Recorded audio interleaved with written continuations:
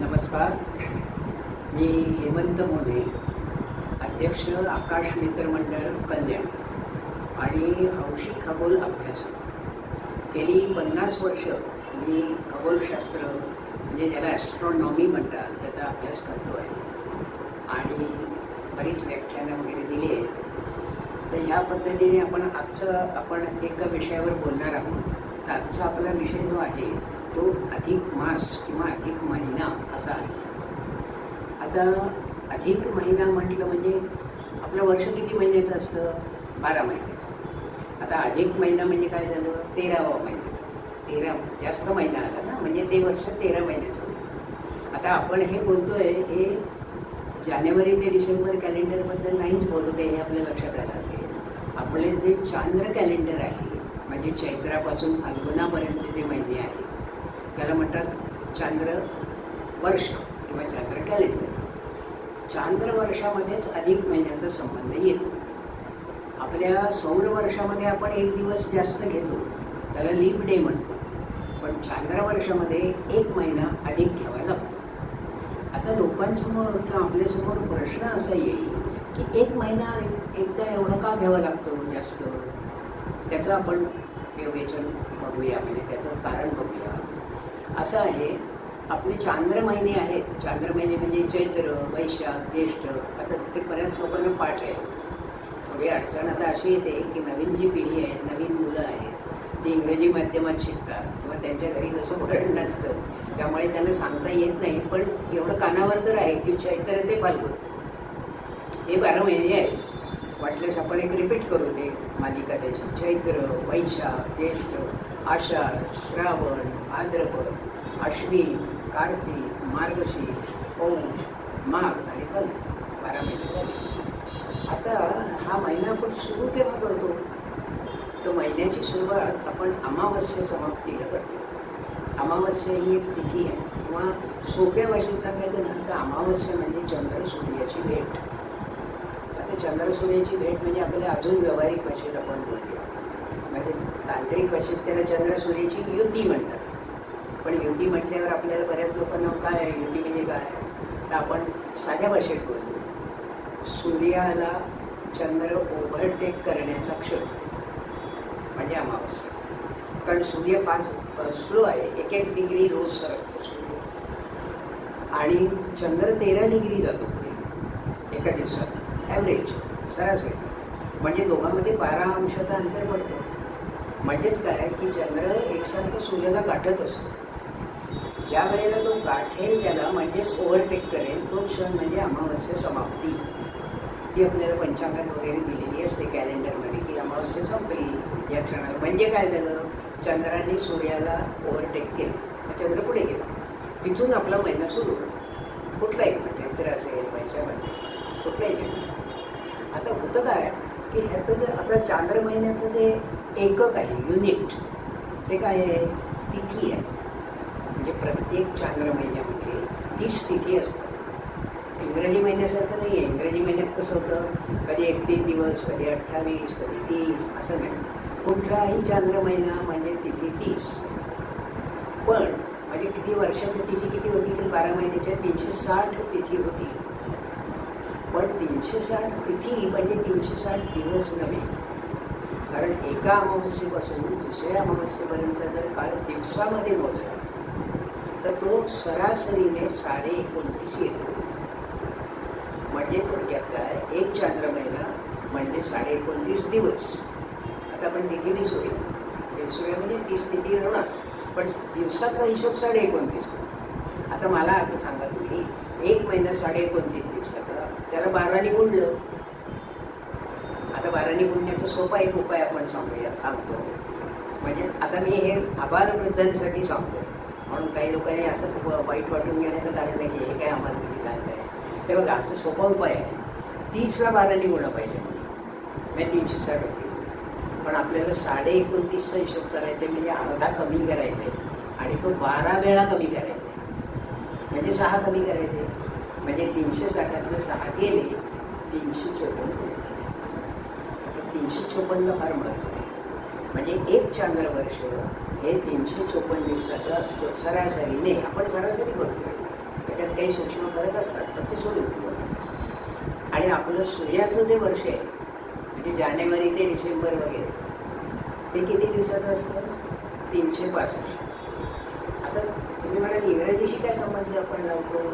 इंग्रजीशी लावत नाही. सूर्यावरनं ऋतू ठरतात आणि इंग्रजी कॅलेंडर ऋतूंशी जुळवलेलं आहे. आपण नाही का म्हणत की 22 जून हा सर्वात मोठा दिवस असतो आपल्याकडे, मग तो दरवर्षी 22 जूनच असतो.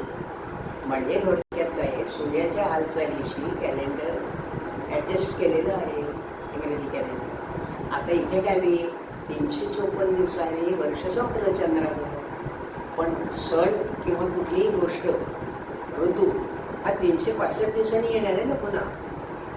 मग हे 354 दिवस म्हणजे 11 दिवस कमी आले. म्हणजे आता आपण त्याचा अर्थ आपल्या सामाजिक अर्थ बघूया. एखादा सण आहे, समजा गुढीपाडवा आहे, एखाद्या वर्षी तो आला काही 20 मार्चला आला समजा, तर पुढल्या वर्षी गुढीपाडवा 20 मार्चला नाही येणार, 354 दिवसांनी येईल. आणि हे 365 दिवस आहे म्हणजे 11 दिवस तो मागे येईल. म्हणजे 20 मार्चचा पाडवा हा 11 दिवस मागे आला म्हणजे तो 9 मार्चला आल्यासारखं होईल. तसा येत नाही कधी, 9 मार्चपर्यंत मागे येत नाही. पण मी का हा मुद्दा सांगितला, 11 दिवस सण मागे येतो हा महत्त्वाचा मुद्दा लक्षात घ्यायचा. मग गणपती असेल, गोकुळाष्टमी असेल, दसरा असेल, हे सण नेक्स्ट इयरला म्हणजे आज ज्या तारखेला आले त्याच्यापेक्षा 10 दिवस सरासरीने मागे येईल, 10-11 दिवस. मग आता आपल्याला असं पत्करेल का? विचार करा. आपण गोपाळ काल्याचं उदाहरण घेऊ. कालाष्टमी असते ना, कोसे दहीहंडीचा दिवस. आता दहीहंडीचा दिवस साधारणपणे ऑगस्ट सप्टेंबरमध्ये येतो. जर असा तो 11 दिवस मागे आला ना प्रत्येक वर्षी, तर आपल्या हयातीतच 1 महिना मागे येईल. आणि असं करत करत तो 1 महिना 3 वर्षात मागे जाईल. म्हणजे आपल्या आयुष्यामध्ये अशी पण वेळ येईल की तो ऑगस्टचा किंवा सप्टेंबरचा गोपाळ काला किंवा दहीहंडी मे महिन्यात गेली, 11 दिवस मागे, 11 दिवस मागे, नाही का? असं आपल्या आयुष्यातच घडेल. मग असं आपल्याला नको आहे ना. आपल्याला ती दहीहंडीचा जो सण आहे, उत्सव आहे, तो ते पावसाळ्यातच हवा आहे. तो असं सगळ्या ऋतूवर हिंडून आपल्याला चालणार नाही आहे. मग आता जर तसा तो ऋतू तिथेच सण यायला हवा असेल त्या ऋतूमध्ये, तारखेचं नाही, त्या ऋतूत, तर मग आपल्याला काय करायला लागेल? काहीतरी समायोजन, ॲडजस्टमेंट करायला लागेल ना. कारण हे 354 दिवसातच संपणार आहे, हे 365 दिवसातच संपणार आहे.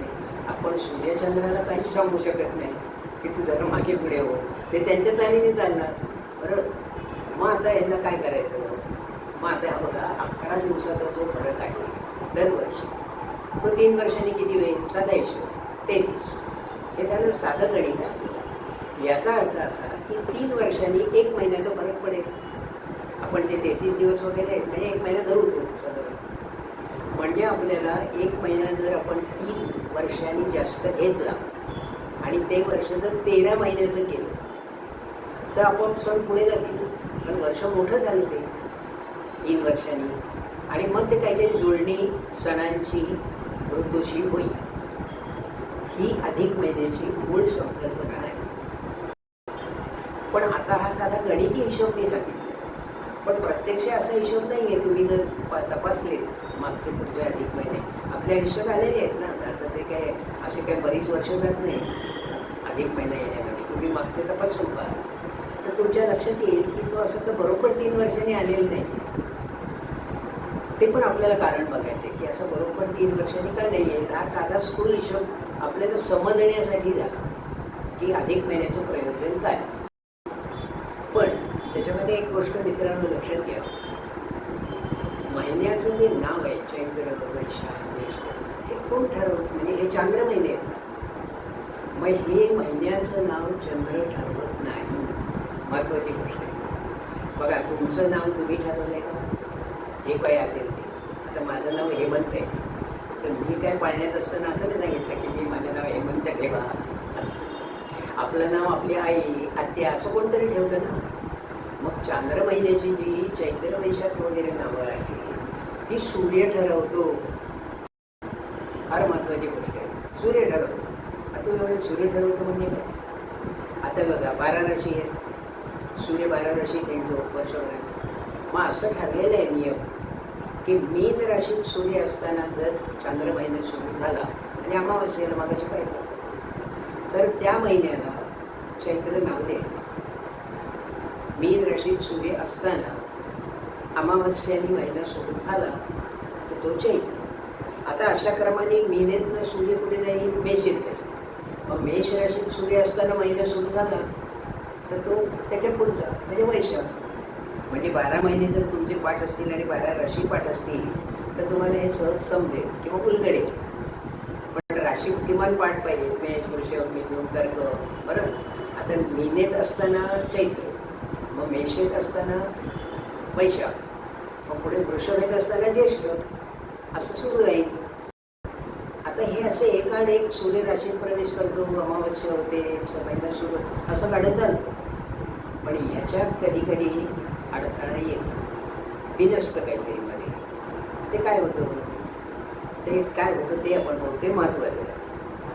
आता या वर्षीचं आपण उदाहरण घेऊ. आता त्याच्यापूर्वी मी सांगतो, या वर्षीचा अधिक महिना म्हणजे 2026 सालचा हा ज्येष्ठ अधिक आहे. आता चाललं आहे सगळीकडे ज्येष्ठ. तुम्ही मोबाईलवर सुद्धा अनेक ज्येष्ठ महिन्याचे येते. पण आज मी मित्रांनो तुम्हाला आज मी सांगतोय ना ते तुम्हाला इथेच मिळेल ऐकायला. तिच्या ज्येष्ठ महिना किंवा कोणताही महिना अधिक कसा येतो हे जे स्पष्टीकरण मी सांगतोय ते माझ्या कल्पनेप्रमाणे तुम्हाला कुठल्याही दुसऱ्या चॅनलवर किंवा असं मिळेल असं मला वाटत नाही, किंवा तुम्हाला नाहीच मिळेल. आता काय आहे बघा, यावर्षी सूर्याने वृषभ राशीत 15 मेला प्रवेश केला. आता एक लक्षात घ्यायचं, वेळेला पण महत्त्व आहे. नुसतं 15 मे म्हणजे आता दिवसभर काय सूर्य जात नाही राहत. जसं कबड्डीचं मैदान असतं तर तू करतो ना, कबड्डी करत जातो, ती एक लाईन क्रॉस करतो ना, ते एक मुवमेंट असते. तर सूर्य वृषभ राशीत जाण्याची एक मुवमेंट आहे, म्हणजे एक क्षण आहे. मग सूर्य वृषभ राशीत 15 मेला जातो हे खरं, पण किती वाजता जातो? सकाळी 6:21 सूर्याने वृषभमध्ये गेला असतो. आता लगेच अमावस्या झाली 17 मेला. बघा, 15 मेला सूर्य वृषभमध्ये गेला, 17 मेला अमावस्या 1:31 मध्यरात्री झाली. म्हणजे तिथून पुढे ज्येष्ठ महिना सुरू झाला. कारण आपला नियम काय, वृषभेत सूर्य असताना जो महिना सुरू होईल तो ज्येष्ठ. मग ज्येष्ठ महिना पुढे सुरू झाला ना 17 मेला. आता पुढची अमावस्या आली म्हणजे महिना बदलले. ही अमावस्या पुढची आहे 15 जून आणि अमावस्या समाप्ती आहे 8:24.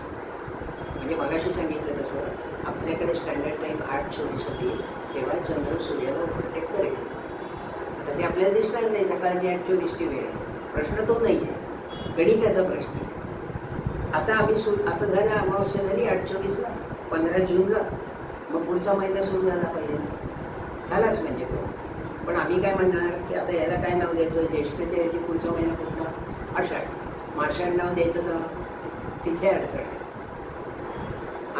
आपण काय करतो, नाव देताना सूर्याला विचारतो, बाबा तू कुठे आहे? तर सूर्य काय म्हणला की तीही अमावस्या समाप्ताना मी वृषभ राशीतच आहे हो, अजून पुढची राशीत मी गेलोच नाही, जाणार आहे. त्याच दिवशी जाणार आहे, पण दुपारी 12:53. म्हणजे अमावस्या समाप्तीला चंद्र वृषभेतच आहे ना. मग आपला नियम काय, चंद्र वृषभेत असताना जो महिना सुरू होईल तो ज्येष्ठ. म्हणजे आता 2 ज्येष्ठ सुरू झाले. एक झाला 17 मेला आणि दुसरा झाला 15 जूनला.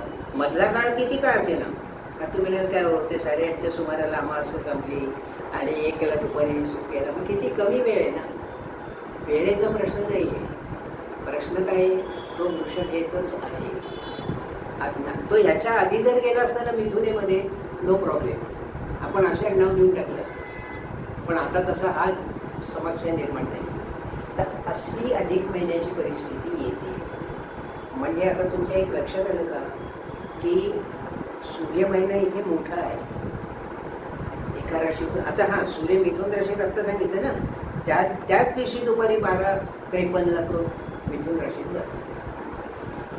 तर हा जो सूर्याचा वृषभ राशीतला काळ आहे, आत्ता सांगितलं त्याप्रमाणे 15 मे पासून 15 जूनपर्यंत वेळा सांगितली. तो जो कालावधी मोजला तर तो 31 दिवस 6 तास 32 मिनिट आणि अमावस्या ते अमावस्या काळ मोजला तर तो कमी भरतो, 29 दिवस 6 तास 53 मिनिट. म्हणजे 2 अमावस्या त्या सूर्याच्या एकाच राशीत सामावल्या जातात, म्हणून अधिक महिन्याची परिस्थिती आहे. आता अधिक महिन्याचं व्यावहारिक प्रयोजन तुमच्या लक्षात आलं, म्हणजे अधिक महिना कसा आला हे कळलं, ज्येष्ठ का आला हे कळलं. असंच जर मिथुन राशीत घडलं असतं तर अधिक आषाढ आला असता. मिथुन राशीत सूर्य असताना 2 अमावस्या, सूर्याने रात बदललीच नाही, कर्केत गेलाच नाही, तर मग कुठला अधिक महिना असता? आषाढ. आता ज्येष्ठ आलं या परिस्थिती, कारण वृषभ हे कळतं. असं नेहमी वृषभच घडेल असं नाही. आता तुमच्या लक्षात आलं असेल की हे एकमेकात सामावण्यासाठी सूर्याचा राशी प्रवेश आणि अमावस्या जवळजवळ असली पाहिजे, नाहीतर मग असं होऊ शकत नाही. समजा 15 तारखेला सूर्याने रात बदलली, अमावस्या 25 तारखेला लागली, म्हणजे 10 दिवस मध्ये गेली ना, मग असं कसं होईल? म्हणजे 2 अमावस्यांच्या मध्ये सूर्य रात बदलेलं होतं. पण आता इथे बघा बॉर्डर लाईन आहे, एकदम सीमेवर आहे. 15 जून वृषभ गेला, 17 मेला अमावस्या झाली, पुढची अमावस्या 15 जूनला झाली, त्याच दिवशी सूर्य पुढे गेला. म्हणजे सूर्यप्रवेश ते अमावस्या हा मधला काळ जो आहे हा कमी आहे. अशी जर परिस्थिती आली तर अधिक महिना येईल. आता अशी परिस्थिती साधारणपणे ॲव्हरेज, आता यांचे काय स्पीड कमी जास्त होतात, चंद्र ते सूर्य ते, त्यामुळे ते सगळं बदलतं काढत, हे आपण स्थूलमानाने विचार करतो. पण हा चांद्र महिना म्हणजे अधिक महिना हा साधारणपणे 32 ते 34 चांद्र महिन्यानंतर येतो. म्हणजे मध्ये चांद्र महिने 32 जायला लागतात, 33, 34 असे चांद्र महिन्यामध्ये गेले तरी अशी सिच्युएशन, अशी परिस्थिती येते आणि मग त्या राशीप्रमाणे तो महिना अधिक. आता आपण असं म्हटलं आता की 17 मे ते 15 जून हा अधिक ज्येष्ठ महिना आहे आणि 15 जून नंतरचा जो महिना सुरू होईल तो निज ज्येष्ठ महिना, म्हणजे रेग्युलर नेहमीचा ज्येष्ठ. आता काय झालं, ज्येष्ठ महिने 2 झाले, पहिला अधिक आणि नंतरचा नेहमीचा. तर त्यामुळे या पहिल्या अधिक महिन्याला मग धोंड्याचा महिना असं पण म्हणतात. म्हणजे ते याच्यासारखं होतं, जसे म्हणजे ब्रेक असतात ना, स्पीड ब्रेकर असतात, त्याप्रमाणे ते झालं की मध्येच एक महिना आला, म्हणून त्याला धोंड्याचा महिना असं पण नाव आहे, अधिक महिना पण आहे. आणि दुसरं नाव त्याचं पुरुषोत्तम महिना आहे अधिक महिन्याचा, कारण हा विष्णूचा महिना आहे. आता त्याचा रेफरन्स किंवा संदर्भ आपण नंतर बघू, त्यामुळे काय होतं. पण याचा व्यावहारिक गोष्ट अशी होते की नियम असा सांगितलेला आहे की अधिक महिन्यात सण नाही साजरा करायचा. सण म्हणा, तुमचं काय कार्य असेल, म्हणजे आपले रिच्युअल्स असतात ना, म्हणजे आता उदाहरणार्थ ज्येष्ठ महिन्यामध्ये जी पौर्णिमा येते तिला वटपौर्णिमा म्हणतात. आता ही वटपौर्णिमा गेल्या वर्षी म्हणजे 25 साली 10 जूनला होती. आता यंदा ती अधिक ज्येष्ठ आला ना, आणि मग आपण वटपौर्णिमा निज ज्येष्ठमध्ये करणार, म्हणून ती 29 जूनला गेली. म्हणजे गेलं ना सण पुढे, 10 जूनचा 29 जूनला गेला. दुसरं उदाहरण गेल्या वर्षीचं घेऊ, शिवराज्याभिषेक दिन दिवस असतो, तो गेल्या वर्षी म्हणजे 2025 9 जूनला होता. आता 2026 साली तो 27 जूनपर्यंत पुढे गेला. म्हणजे थोडक्यात आपला व्यावहारिक उद्देश आहे की अधिक महिन्यामुळे सण निज महिन्यात करायचे, पण ते आपोआप त्यामुळे पुढे जातात आणि ते ऋतूशी जुळवणूक होऊ शकते. त्याची थोडं मागे पुढे होतं. म्हणजे आता उदाहरणार्थ आपण घेऊ की गणेश चतुर्थी, म्हणजे आपण गणपती बसवतो ना भाद्रपदामध्ये, तर ते 26 ऑगस्ट ते 19 सप्टेंबर ह्या कालावधीतच येतात. म्हणजे 26 ऑगस्टच्या कधी आगळीकडे येणार नाही आणि 19 सप्टेंबरच्या पुढे जाणार नाही. म्हणजे मागे पुढे जरी झालं तरी एवढ्या कालावधीतच होईल आणि तिथे राहतील. म्हणजे सण त्या ऋतूंशी जुळवणं हा अधिक महिन्याचा मुख्य उद्देश आहे, हा व्यावहारिक किंवा अधिकचा. आता आपण याच्यावर येऊया की याला पुरुषोत्तम मास असं म्हटलेलं आहे, विष्णूचा महिना म्हटलेला आहे. त्यामुळे हा मास कसा धोंड्याचा महिना वगैरे ठीक आहे, म्हणजे ते आपण काय लोकल लँग्वेज म्हणू त्याला, पण हा महिना पवित्र मानला जातो त्यामुळे, आणि म्हणून काही प्रथा पण पडलेल्या आहेत. आता दुसरी अजून एक महत्त्वाची गोष्ट शास्त्रातली आपण बघून मग याकडे वळू आपण.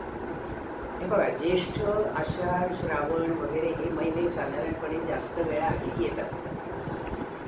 याच्यावरून लोकांची समजूत अशी होण्याची शक्यता असते किंवा होते की लोकांना असं वाटतं की अधिक महिने पावसाळ्यात येतात, कारण या वेळेला पाऊस असतो ना, तर पावसाशी याचा संबंध नाही. याचा हे बघा, सूर्य महिना मोठा हवा आणि चंद्र महिना लहान हवा तरच तो वाचणार त्याच्यात. आता सूर्य महिना मोठा होण्यासाठी सूर्याचा जो वेग आहे पुढे सरकण्याचा तो कमी पाहिजे. मग 4 जुलैला सूर्य आणि पृथ्वी अंतर सर्वात जास्त असतं, त्यामुळे त्यावेळेला सूर्याचा वेग कमी असतो. म्हणजे त्यावेळेला होणारे महिने सौर महिने, म्हणजे राश्यांतर महिने म्हणून आपण, किंवा राशीतला काळ म्हणून सूर्याचा हा तेव्हा जास्त असतो. मग तेव्हा अधिक महिन्या येण्याची शक्यता जास्त असते. म्हणजे त्याचा संबंध सूर्य पृथ्वी अंतराशी आहे. सूर्य स्लो आहे त्या काळात. जुलैचा 4 जुलै हे महिने ज्येष्ठ असेल तेव्हाच येतात आपले त्या सुमाराला. म्हणजे तो योगायोग आहे. पावसाच्या सीझनमध्ये येणं हा योगायोग आहे. पाऊस हे त्याचं कारण नाही. आणि म्हणून याची उलट परिस्थिती लक्षात घ्या. जानेवारी महिन्याच्या पहिल्या आठवड्यात सूर्य पृथ्वी अंतर कमी असतं. मग सूर्य तेव्हा वेगात असतो, म्हणजे वेग जास्त असतो सूर्य. म्हणजे सौर महिना किंवा एका राशीत राहण्याचा सूर्याचा काळ हा कमी होतो. 31 दिवससुद्धा नाही होते, 29 दिवसही होतो काही तासभर. मग तेव्हा कसा अधिक महिना येईल? म्हणजे म्हणून मग पौष वगैरे जे महिने आहेत त्या काळात होतात ना, संक्रांत असते, म्हणजे माघ पौष वगैरे हे महिने कधी अधिक येऊ शकत नाही. त्यामुळे म्हणजे सूर्याच्या किती स्थित्यंतर जे आहे आणि त्याचा जो कालावधी आहे राशीत राहण्याचा त्याच्यावर हे अवलंबून आहे. हे आपल्या लक्षात आलं असेल. याचा दुसऱ्या कुठल्याही गोष्टीशी वगैरे संबंध नाही. आता एखाद्या वर्षी अधिक महिना आहे का नाही हे ओळखण्याची एक सोपी युक्ती आहे. म्हणजे नाही तर आपण कसं करतो, पंचांग पाहतो, कोणीतरी आपल्याला सांगतं की यावर्षी अमुक अधिक आहे. तर त्याच्याऐवजी एक सोपी युक्ती तुम्हाला सांगतो. जर आपला गुढीपाडवा म्हणजे चैत्र शुद्ध प्रतिपदा हे जर 15 मे ते 20-21 मेच्या दरम्यान आली, पाडवा आला, तर समजायचं की त्या वर्षी अधिक महिना आहे. उदाहरणार्थ आत्ता यंदाचंच उदाहरण घेऊ. 2026 साली 19 मार्चला पाडवा आला. मग आता आला नाही यंदा ज्येष्ठ अधिक महिना. म्हणजे आणि आता त्याचं तुम्हाला कार्यकारण भाव पण कळेल. 19 मार्चला पाडवा आला याचा अर्थ त्या सुमाराला अमावस्या आली आणि सूर्याचा प्रवेश 15 तारखेच्या आसपास बदलतो सूर्य. म्हणजे थोडक्यात अधिक महिन्यासाठी सूर्याचा राशी बदल आणि अमावस्या जरा जवळजवळ यायला पाहिजे. ते झालं यावर्षी.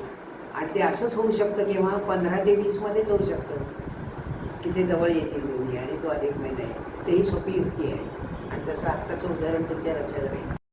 आता दुसरा प्रश्न असा पडेल की एकदा समजा यंदा ज्येष्ठ अधिक आला 2026 साली, पुन्हा केव्हा येईल ज्येष्ठ? तर कुठलाही महिना अधिक येण्याचं एक काही मधला कालावधी ठरलेला आहे. एकतर 8 वर्षांनी येतो किंवा 11 वर्षांनी येतो किंवा 19 वर्षांनी. म्हणजे असं मध्येच 10 वर्षांनी आला असं होणार नाही. आता 2026 साली आले ना, आता पुन्हा 2034ला 8 वर्ष गेल्यावर ज्येष्ठ महिना अधिक येणार आहे. म्हणजे असे काही महिने श्रावण ज्येष्ठ ते जास्त वेळा येतात. त्यामुळे ते 8 वर्षांनी किंवा 11 वर्षांनी रिपीट होतं. सगळेच होतात असं नाही, पण हा एक त्यातला भाग आहे. म्हणजे फ्रिक्वेन्सी काय, वारंवारता काय अधिक महिना एखाद्या येण्याची, तर ती याच्यातच असू शकते. कारण बघा ना, 8 आणि 11ची बेस किती? 19. म्हणजे 8 वर्षांनी तरी येईल, 11 वर्षांनी येईल किंवा 19 वर्षांनी. तर ह्या गोष्टी लक्षात ठेवायच्या. आपण याकडे वळूया की विष्णूचा महिना आहे म्हणून मग आपल्याला काय सांगितलं आहे. एक लक्षात घ्या, माणसाची भावना किंवा माणसाचं काय असतं की माणसाचा लोभ असतो, काही गोष्टी त्याच्या म्हणजे संयम नसतो. म्हणून अधिक महिन्यामध्ये काय सांगितलं की तुम्ही संयम ठेवा. संयम म्हणजे कोणावर ठेवायचं? इंद्रियांवर. आता उदाहरणार्थ त्यामुळे असं सांगितलं की तुम्हाला एखादा पदार्थ आवडतो तर तो अधिक महिन्यात सोडा. म्हणजे मी समजा नेहमी जर काय वडापाव खात असेल तर मला सवय आहे ती, म्हणजे मला म्हणजे कोणाला असं असू शकते की तो वडापाव आपला आठवड्याला खायलाच पाहिजे त्याच्यावेळी त्याला करमत नाही. मग त्याला सांगितलं की बाबा निदान अधिक महिन्यात तरी वडापाव तुझं बंद कर. म्हणजे संयम ठेवणे हा त्यातला महत्त्वाचा भाग आहे. मग तुमच्या जास्त सवयी असतील काय असतील, तुम्ही जास्त झोपत असाल सकाळी, तर बाबा लवकर उठ. मग अधिक महिन्यात निदान ती सगळी सवय लावून घे लवकर उठण्याची.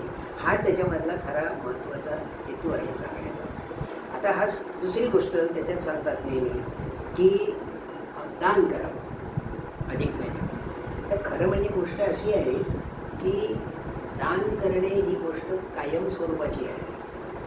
कारण दान हे परिग्रहाचं म्हणजे संग्रहाचं प्रायश्चित्त आहे. आपण संग्रह करतो ना पैशाचा, इतर गोष्टींचा. प्रामुख्याने लोक पैशाचा संग्रह करतात, किती मिळवणी किती नाही.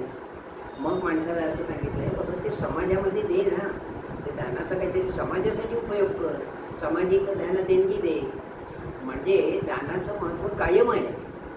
फक्त एवढंच आहे की संकल्पच तुम्हाला दानाचा करायचा असेल, म्हणजे असा अर्थ नाही की फक्त अधिक महिन्यात दान करायचं आणि मग नंतर पुन्हा 2-3 वर्षांनीच करायचं, मग मध्ये काही करायचं नाही कारण अधिक महिन्यात असं नाही आहे. दान ही गोष्ट नेहमी करण्याची गोष्ट आहे, कारण ते संग्रहाचं प्रायश्चित्त आहे. पण त्यातल्या त्यात तुम्हाला संकल्प करायचा असेल दानाचा वगैरे किंवा करायचं असेल तर ते त्या महिन्यात करा. आता पूर्वीच्या काळी कसं होतं हे बघा, परिस्थितीनुसार माणसांच्या गोष्टी बदलतात. आता पूर्वी काही हॉटेल नव्हती, कुठल्या पदार्थांची काय ज्याला ऑप्शन्स म्हणतो असे विकल्प नव्हते. मग काय बाबा अनारसा द्या, अनारशाचं वाण द्या. त्या अनारसामध्ये काय सोयी आहे की अनारसा टिकाऊ पदार्थ आहे, सछिद्र आहे, म्हणून सछिद्राचं दान द्या. म्हणजे तुम्ही आता याच्यात दुसरी पण म्हणजे ते सछिद्र जे आहे ते दान करू शकता. अनारसाचं दान करायला पाहिजे असं नाही. म्हैसूर पाक आहे त्याचं दान दिलं तरी द्या, कारण तो पण सछिद्र असतो, टिकाऊ असतो. म्हणजे परिस्थितीनुसार ह्या गोष्टी ठरतात.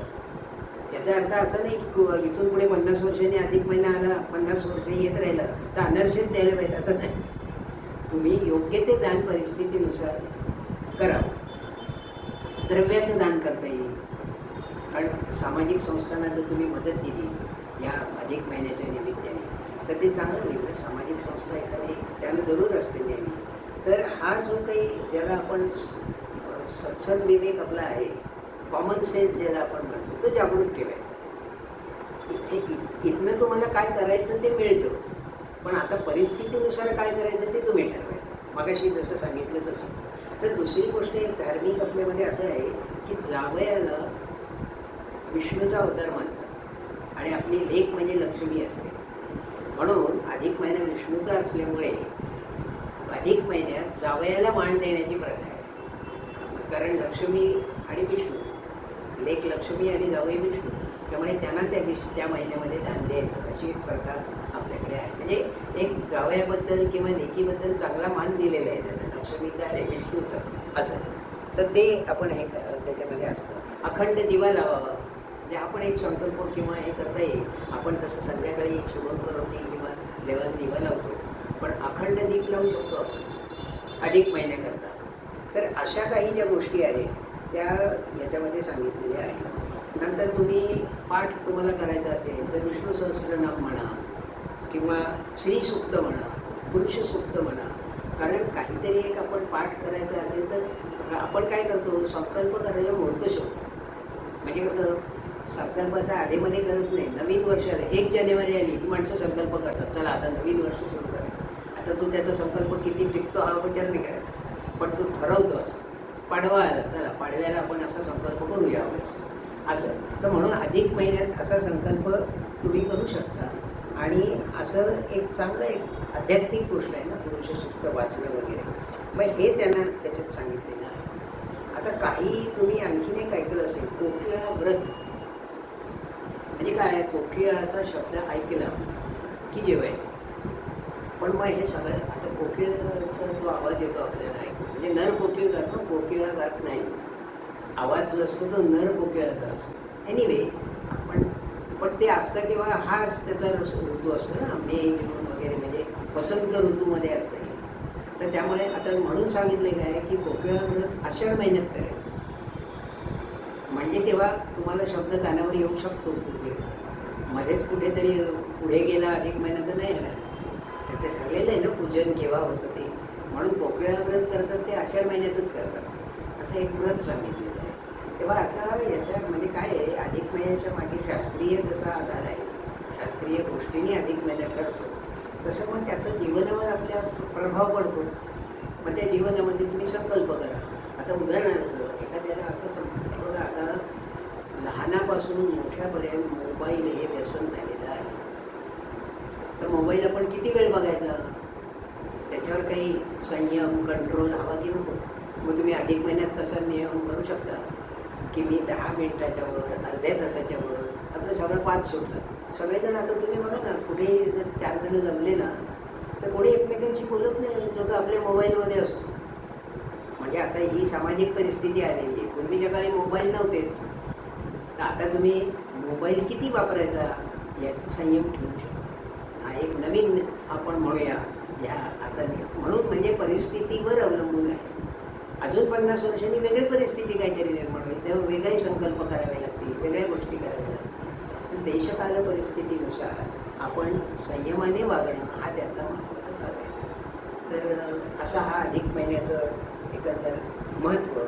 आणि विशेषतः आपल्याला सांगितलं काय की आता काही लोक काय करतात, दुसरं एक भोक्त राहतं. म्हणजे आपण जसं 2 रात्रीचं सकाळचं जेवण करतो, लंच आणि डिनर, तर डिनर सोडून द्यायचं, रात्री जेवायचं नाही, असाही काही लोक सांगतात. म्हणजे थोडक्यात काय, सगळ्याचा शेवट काय की मनुष्याने इंद्रिय संयम केला पाहिजे, हा त्यातला महत्त्वाचं सूत्र आहे.